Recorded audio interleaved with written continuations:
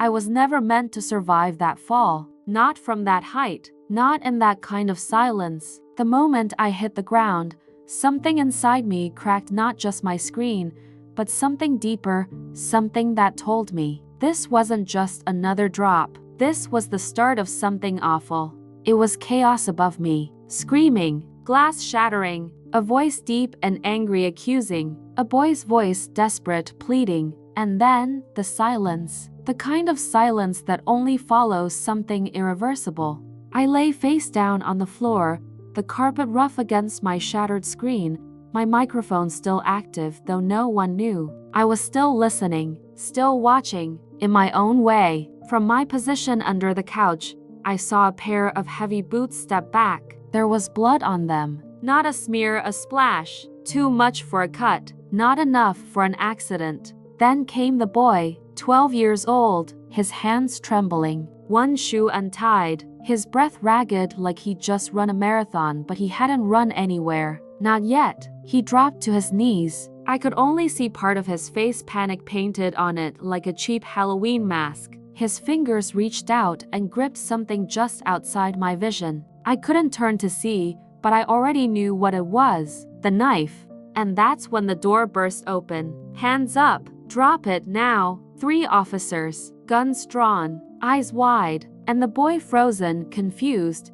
his mouth half open, still gripping the blade, too scared to let go, too scared to speak. They cuffed him like he was a grown man, threw questions at him he couldn't answer. Blood ran down his wrists from where the metal dug in. One of them looked around and said, "Looks like an open and shut case." Open and shut. If only they'd looked down. If only they'd see me lying there with my cracked lens, full battery, and a voice memo still recording from the moment the shouting started. But they didn't. One of them even kicked me by accident. I slid under the radiator and stayed there, buzzing softly. Forgotten. Time doesn't pass the same when you're alone and broken. Minutes stretch, hours become weeks, and all the while, I replayed the yelling, the accusations, the moment everything snapped. It hadn't been the boy's fault. It had been the uncle. Big hands, big lies. He was the one yelling. He was the one who said, "You think you're man enough to talk back to me?" And when the boy refused to be baited, when he turned to walk away, the uncle grabbed him hard, and the scuffle that followed was ugly. I recorded the entire thing, even the moment the knife scraped across the countertop, even the sound of footsteps retreating fast before the body collapsed. Then came the boy's scream, a scream that would be used against him in court. But I knew better. I knew the timing. I had the sequence. I had the truth. I stayed under that radiator for 3 days. Dust clung to me like guilt. On the 4th day, someone entered the room. Small footsteps, bare feet, light. A girl. She was younger than the boy, maybe 8. She moved with purpose, crawling under the bed, peeking behind furniture, whispering, "Come on, come on," like she was hunting for a ghost. And then, her fingers brushed against me. I buzzed. She gasped and pulled back, then leaned in.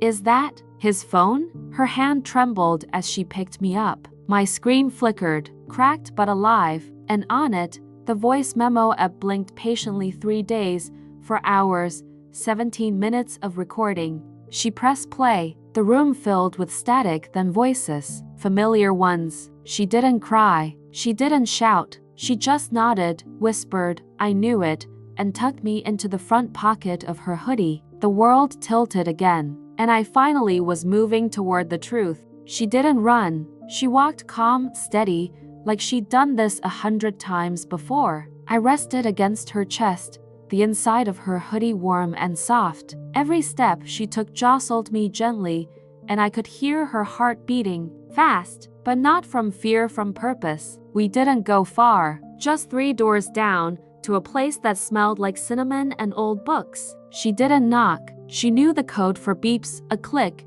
and the door swung open. "Grandpa," she called out. The man who appeared was all gray and angles, a lean frame wrapped in a worn cardigan, glasses perched low on his nose. He looked at her, then down at me. His eyes narrowed. "What's that?" "It's Ben's phone," she whispered. "I found it." He took a step back, Ben's in juvie, he said. They said he didn't, she interrupted. But this might prove it. She pulled me out slowly and placed me on the table between them. Grandpa stared. Then carefully, as if I might explode, he pressed a button. My screen stuttered to life. The audio started again, voices raised, crashing like waves. The uncle's voice unmistakable, cruel. Then the struggle, the fall, the silence, and finally, the boy's scream. Grandpa sat down. "Oh my God," he said. They listened to the whole thing, every second, not just once, but twice. By the end, the girl, her name was Lily, had tears in her eyes, but her voice was steady. "We have to show someone," she said. Grandpa hesitated. This could clear him. "It will," she said. "But we have to be smart." And just like that, I became something new. Not just a phone, not even just a recording. I became evidence. We didn't go to the police, not yet. Grandpa said it was too risky. The same people who botched this the first time. No way. We need someone outside. So Lily took me to school. She didn't tell her teachers. She didn't tell her friends. But she did sneak into the computer lab during lunch, found a dusty laptop no one used anymore, and started uploading my files to something called the cloud. I didn't know what that was, but it felt safe. She renamed the file, "Do not ignore this proof Ben is innocent, MP3, and then she emailed it to journalists, lawyers, even someone she called Mr. Marcus from the Innocence Project. It took 48 hours. 48 hours of waiting, of hiding, of battery slowly draining while my screen flickered like a dying star. And then, finally, an email arrived. Subject: I heard the audio. We need to talk. Marcus L. Lily squealed. She ran to Grandpa, phone in one hand, hope in the other. That night, Marcus came. He was young, mid-30s, sharp suit, sharper eyes. He sat with Lily and Grandpa for over an hour, listening to the full story, then listening to me. When the final scream faded into silence, he said only one thing: "This changes everything." I had a purpose again. Marcus took me with him, carefully wrapped in a static-proof bag, like I was some precious artifact. I was. He took me to a lab, had my memory backed up, had my screen replaced, had my data certified by a tech specialist. Chain of custody, verified evidence. By the next morning, there was a judge's order, and by noon, the boy Ben walked out of juvie with nothing but a bag of clothes and hollow eyes. He didn't smile when he saw Lily. He collapsed into her arms. They held each other for a long time. No words, but I was there, recording again just in case. Because if I've learned anything, it's that the truth needs to be saved. Again, and again, and again. I thought it would be over once Ben was released, but I was wrong. It had only just begun. Because while the truth set Ben free, it didn't catch the one who had put him there in the first place. The man whose voice was etched into my circuits. The one they still called Uncle Ray. I remember his voice syrupy when he lied, razor sharp when he lost control. I still had all of it. Every insult, every accusation, every grunt of effort during the struggle. But audio alone wouldn't be enough. And that's when Marcus asked the question that changed everything. "Does this phone have a camera?" Lily looked at me. My shattered lens stared back. "He always had it in his hand," she said. "Recording, photos, videos." That day too, I think. Marcus nodded slowly. "Then we need to find the visual, if we have even one frame." He didn't finish the sentence. So they brought in a specialist. Her name was Chanel. She wore thick glasses and a hoodie that said, "Fixing what you broke." I liked her instantly. She opened me up like I was a puzzle she'd solved before. Her fingers danced over my memory drive, pulling data from the depths, things I didn't even know I still held. Deleted folders, fragmented caches, ghost files, and then light, flickering. A video, just 14 seconds long, blurry, shaky, but enough. A man's face twisted with rage, a hand raised, a fall, blood, and then silence, followed by Ben's trembling whisper, "Uncle Ray, what did you do?" Chanel froze the frame. "There," she said. It wasn't just a face. It was a time stamp. a location, a digital confession, proof in motion. The court called it a breakthrough, the media called it a miracle. Ben didn't say much. He wasn't ready for microphones. But Lily stood beside him during the press conference. My brother was innocent. His phone saved him. They held me up like a trophy. I'd never felt pride before, just notifications and cracks. But that day, I felt something new, worth. And yet, I still wasn't done, because 2 nights later, I vibrated with a new message, a hidden file, one Janelle hadn't even meant to open. A voice, not Ben's, not Ray's, a woman, panicked, breathing hard. I saw it, she whispered. I saw Ray push him. I didn't mean to hide it. I was scared. If anyone finds this, please. The message ended. Lily's eyes widened. Who is that? Janelle stared at the metadata. Sent at 3:17 a.m., one day after the incident. From this phone, but not from Ben's account. What does that mean? It means, she said slowly, someone used this phone after Ben was arrested.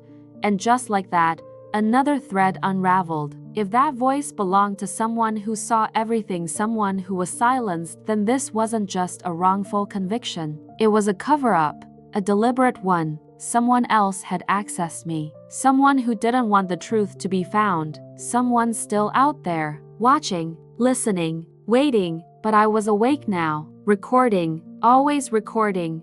The voice haunted them, not just because it was raw with fear, but because of what it implied. Someone had been there. Someone saw Ray push the victim, and that someone had used me after the murder. But who? Janelle scrubbed through the metadata again, line by line. I could feel her fingers trembling, not from cold, but from something else. Realization. This wasn't just recorded and saved, she whispered. It was forwarded. But the destination ID is missing.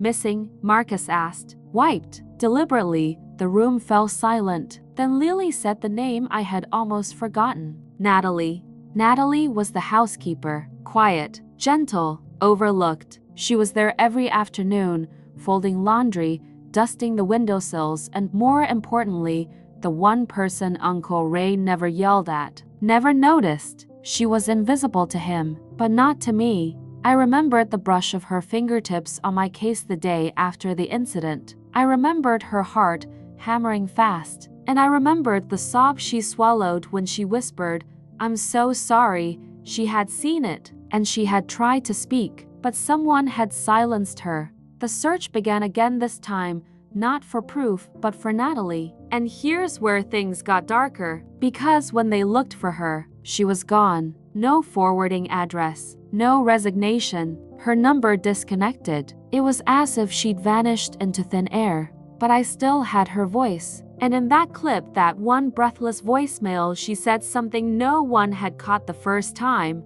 He said he'd make me disappear. Like the others. Marcus froze. The others? Lily looked pale. How many people has he done this to? Janelle tapped my screen. Let's find out. She dove back into my memory banks. She wasn't just looking for Natalie anymore. She was looking for ghosts. Over the next few hours, they pulled up fragments, flashes of people I barely remembered. A young gardener who was suddenly transferred, a neighbor who moved away after an argument with Ray, a nanny who quit without notice. Each one had interacted with me. Some had even been recorded, by accident or design. Bits of conversation, half smiles, silent tension. And slowly, the pattern emerged.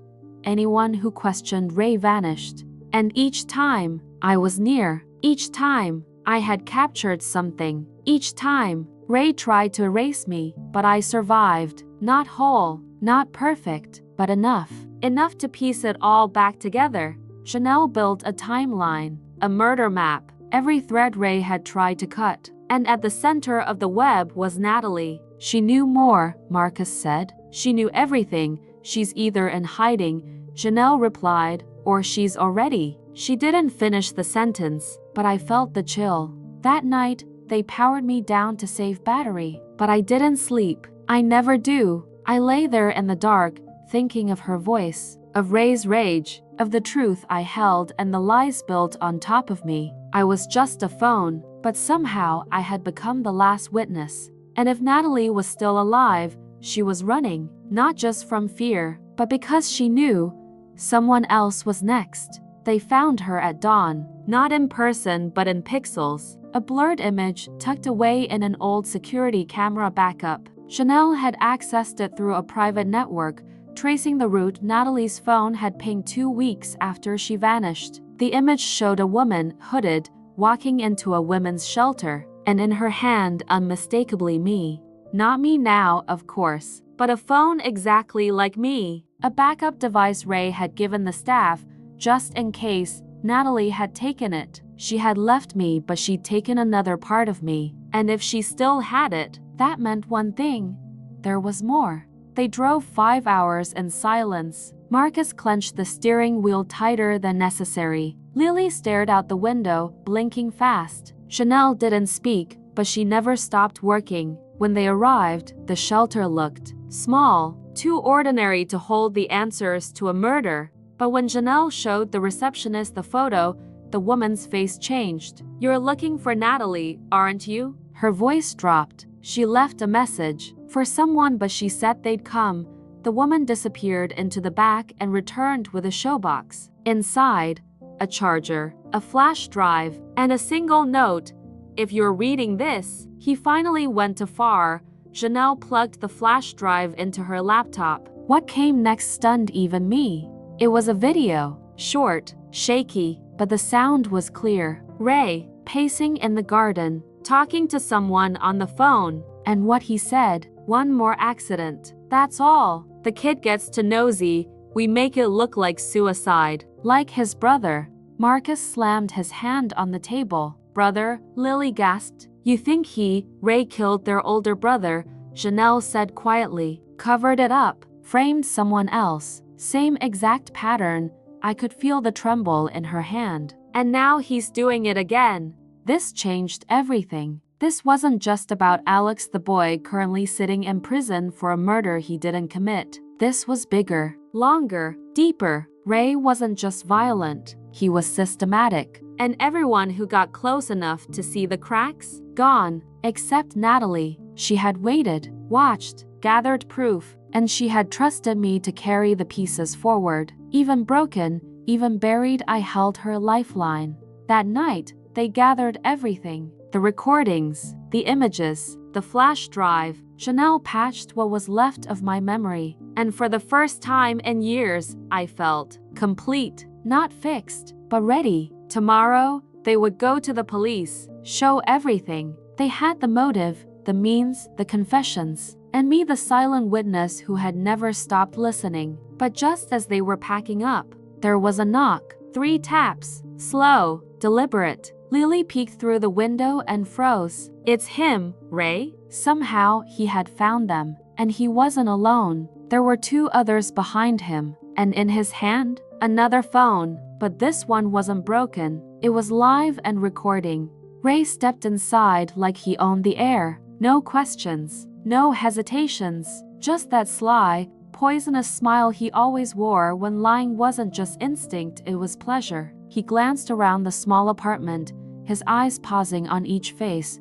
Marcus' fists clenched, Lily trembling, Chanel calm, but too still. Then his eyes dropped to the table, to me, cracked, bruised, but undeniably there. "Didn't think you'd keep that thing." His voice was smooth, too smooth. Chanel didn't blink. "Didn't think you'd care." Ray shrugged, lifting the phone in his own hand. "I care when people play games." He tilted his phone slightly, revealing its live stream interface. Thousands watching, thousands waiting. "It's not about truth anymore," he said. "It's about perception." He wasn't wrong. Everywhere we looked, Ray had cleaned his tracks, bribed, threatened, discredited. He was a master puppeteer, and this stream, it was a weapon. He began pacing. "You're chasing ghosts." Natalie was unstable. The footage, deep-faked. The flash drive, staged. "Alex?" He scoffed, "a guilty kid with a violent streak." He spun the story so fast, so effortlessly, that even I, broken and full of memory, felt the weight of doubt settle into the room. But then Janelle stood up. "You're right," she said softly. Perception matters, and she held up my screen patched together, barely responsive, but still glowing, and played the clip. Ray's voice, make it look like suicide. Like his brother, the stream picked it up, amplified it, and then Marcus added, was this deepfake too? He threw down a second drive, another clip, different date, same voice, same threat. Ray's smile cracked slightly. He stepped forward. You think that's enough? They'll bury this. You'll be nobodies again in a week. No, Janelle said. Because we sent it already. Her voice was so calm it stunned even him. To 10 journalists, to Natalie's lawyer, to Alex's appeal team. All before you knocked. The blood drained from his face. And then the front door opened. Not a bang. Not police. Not a savior. Natalie. She walked in like a shadow, returning home pale, limping slightly, but alive. The room fell silent. Ray? He looked like he had seen death. Natalie spoke only once. Your game's over.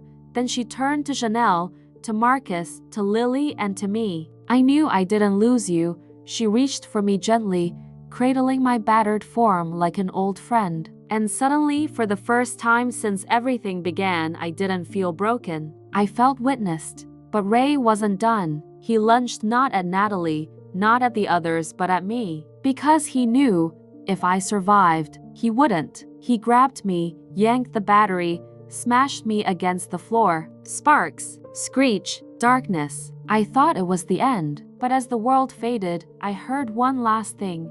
Marcus's voice, firm and final.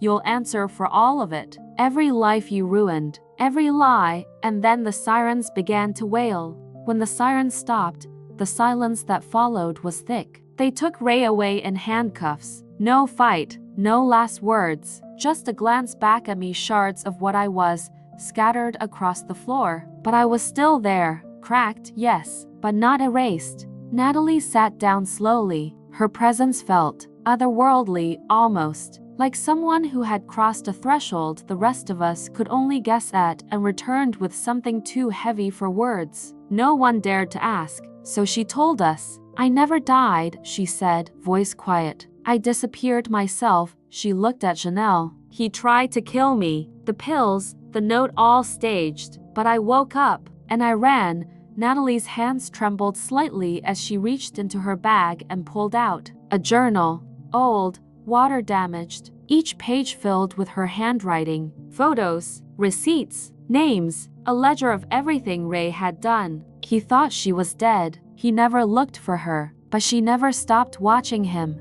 I needed proof, she whispered. Real proof, not just the files Alex found, not just the recordings. I needed to see who he'd burn next. Her eyes flicked to me. I left that phone in his apartment on purpose. Everyone froze. Even I stopped buzzing. That moment months ago, when he'd thrown me across the room in rage, not realizing I was still on. Natalie knew. She knew he'd confess when angry. She knew I'd record. She knew the cracks would make me forget until someone cared enough to wake me. She counted on Alex, on Janelle, on me. You used all of us, Marcus said, not unkindly, just stunned. Natalie didn't deny it. I used the only things he couldn't control. She looked at Lily, sitting in the corner, still shaking. And I came back when he finally made a mistake.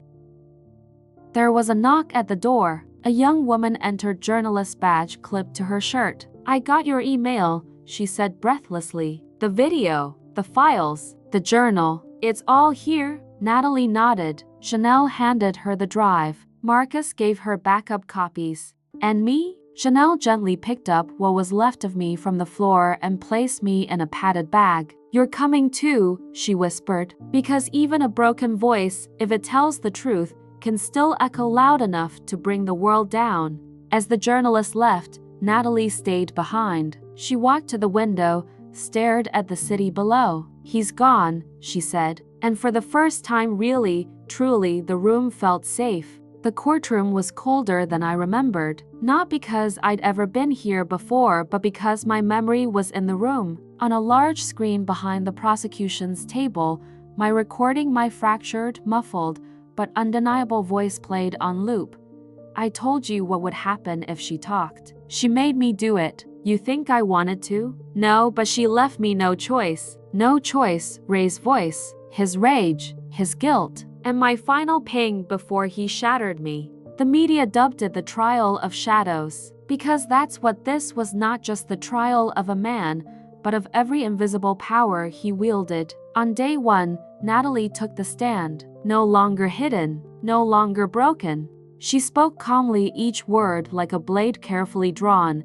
He stole my life, my name, my breath, and when that wasn't enough, he tried to bury my truth under someone else's corpse. She paused, turned to the jury. This phone recorded the last real thing he ever said. Me. She was talking about me. A broken, beat up, half-dead phone. Yet here I was, held as evidence, as proof, as voice. The defense tried to spin it, of course, called the audio incomplete, said it lacked proper chain of custody, claimed Natalie's disappearance was voluntary madness, but they had nothing to stand on. Not when Marcus presented the metadata logs, not when Janelle showed the deletion attempts on Ray's laptop, not when Lily, voice shaking, revealed the emails Ray sent threatening her if she ever spoke. Each testimony was a match. Together, they set the courtroom on fire. At one point, they brought me in. The actual battered device, bagged, preserved, revered like some relic of justice. The forensic expert powered me on with difficulty, but I still sparked. My cracked screen flickered. The raw file was there, deep in my storage, untouched. I remember one juror, middle-aged man,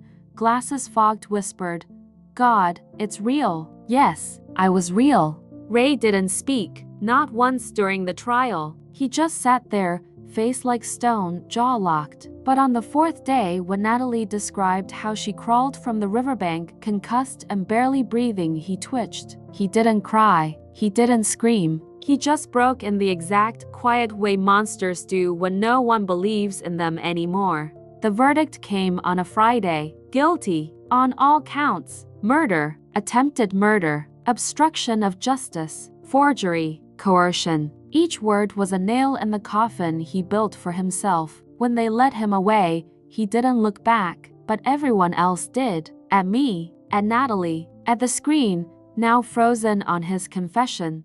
Later that night, Natalie sat alone on her apartment floor. She pulled me from the bag. I was warm again. She didn't say thank you, didn't need to. She just smiled, and for the first time, I saw what healing looked like. It was quiet, it was human, and it was free. The trial was over, but the truth, it had only just begun to echo. News anchors couldn't get enough of it. The phone that broke the case, digital witness, how a shattered device convicted a killer, Natalie Grayson, survivor, fighter, whistleblower. My image cracked screen, corroded edges, rusted volume buttons was splashed across every newsfeed, every blog, every late-night segment. They didn't see a phone. They saw a voice no one could silence. And Natalie? She became the name on everyone's lips. Interviews, podcasts, profiles, but she didn't bask in it. Every time someone asked her how it felt,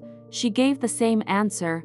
He tried to erase me. This is me, putting myself back together. Behind closed doors, though it wasn't that clean, Natalie still woke up gasping some nights, still froze when someone knocked too loudly, still kept me close, like I was a shield she couldn't explain. Janelle moved in with her for a while. They built new routines, morning tea on the balcony, trashy mystery novels at night, no locked doors, ever. Even Lily started showing up again, with sketches, paint. They painted the living room wall sky blue. Natalie laughed, "I want something that doesn't lie." But out there on the internet, the truth got messy. Some called Natalie a liar, accused her of manipulating the case, said the audio was AI generated, that she faked her death. Conspiracy threats exploded. The phone was planted.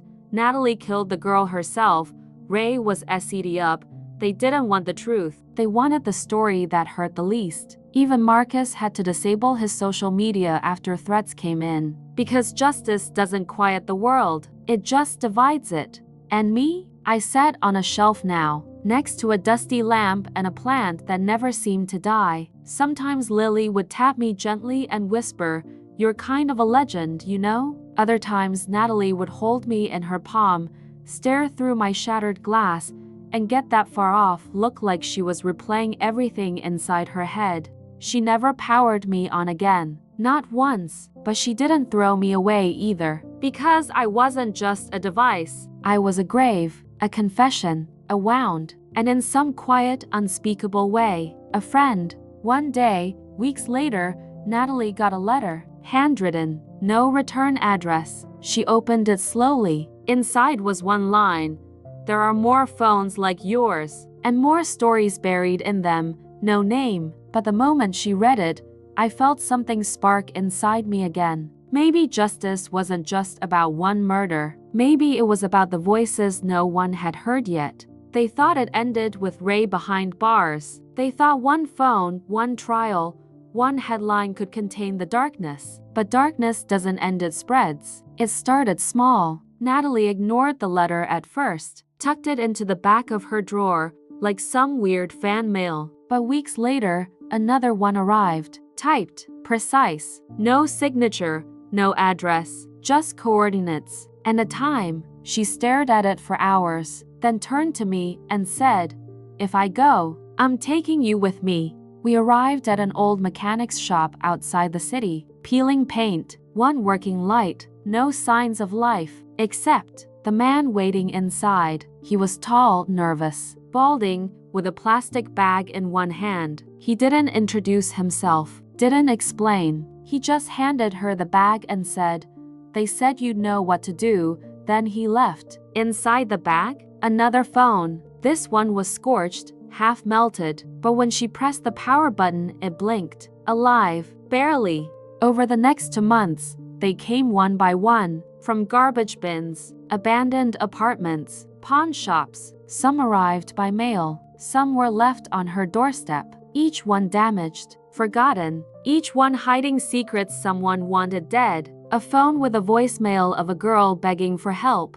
Another with a deleted text thread showing a setup before a fatal accident. One that had a locked folder labeled simply, "Do not open." Natalie opened them all. She built a wall of post-its, a timeline, a web that stretched beyond her, beyond Ray, beyond what she ever imagined. A network of victims who never had voices. But now, they did. Because we were listening. She began compiling everything, encrypting it, connecting dots. Each phone had a thread. Each thread led to a name. And some of those names were powerful. A judge, a cop, a media executive. Natalie realized this wasn't about her anymore. It never had been. It was about the system that erased people like her and the devices that remembered what the system forgot. She reached out to journalists. Some ignored her. Some were scared. But one replied, "Let's burn it all down." Together, they started a project. The Forgotten Archive, a site, a database, a place where every phone, every whisper, every scream trapped in digital silence was finally heard. They changed names, redacted faces, but the truth was raw, ugly, unfiltered, and people listened. Because when 100 broken phones start speaking, the world can't ignore them forever. As for me, I was the first, the crack that broke the silence. Natalie placed me in a glass case in the center of her studio. No label, no lights, just a post-it note. "He didn't die for nothing," and every time she walks past, she taps the glass and whispers, "Still listening? I always am. I always will be." Because the truth never powers off.